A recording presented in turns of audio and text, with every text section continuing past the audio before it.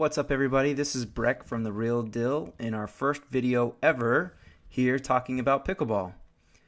In this video we're answering the simple question of what is pickleball?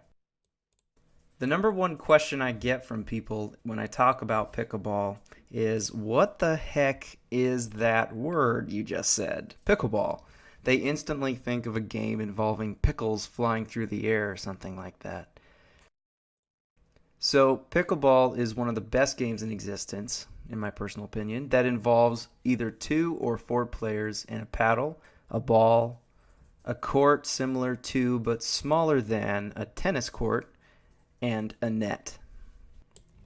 So this is the paddle I play with most. It's a Wilson Surge paddle made with composite graphite. It goes for about $90 on Amazon, which may seem pricey to those first getting started with pickleball. However, you generally get what you pay for, and this specific paddle is a great paddle for beginners and professionals. I'll go more in depth on different paddles in future videos, but a standard pickleball paddle is smaller than a tennis racket, but larger than a ping pong paddle, and it's very lightweight and easy to hold. So next is the actual pickleball itself, which is a type of wiffle ball. It's usually yellow in color, it could be green. This is an outdoor onyx type of ball. There are different types of pickleballs, some that bounce higher than others. It really doesn't matter a whole lot unless you're going to be playing in a tournament where the USAPA, the United States of America Pickleball Association, actually has regulated specific types of pickleballs that you can use. Otherwise, it doesn't really matter a whole lot.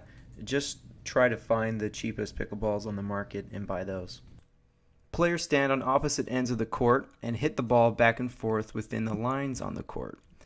The person who first hits the ball is the server, and you can only score points on the serve. Games typically go to 11 points, but can vary. Pickleball is really easy to pick up and learn, but there are a few basic rules to be aware of.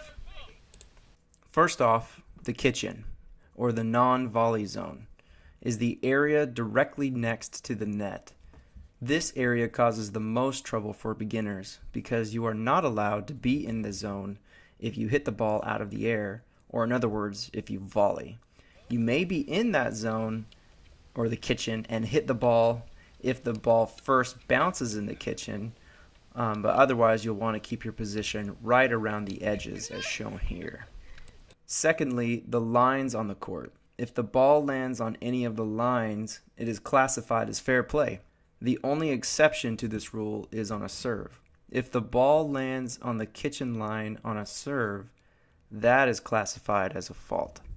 To serve in pickleball, hit the ball underhand into the square diagonally opposite of you. Underhand is defined as anything below your hip. The ball bounces in the opposite player's square, and the returning player can now hit the ball back anywhere in the court within the lines. The server has an additional rule. They have to let it bounce on their side before volleying. This gives the returning player a slight advantage. They're able to move up to the kitchen line right after returning the serve. So just to reiterate that, the ball has to bounce on both sides of the court before you can start to volley or to hit the ball out of the air without it bouncing. So that's pickleball for you. Thank you guys for watching. Please comment below and subscribe for more videos on paddle reviews, pickleball strategy, bloopers, and more. I'll see you guys next time. Take it easy.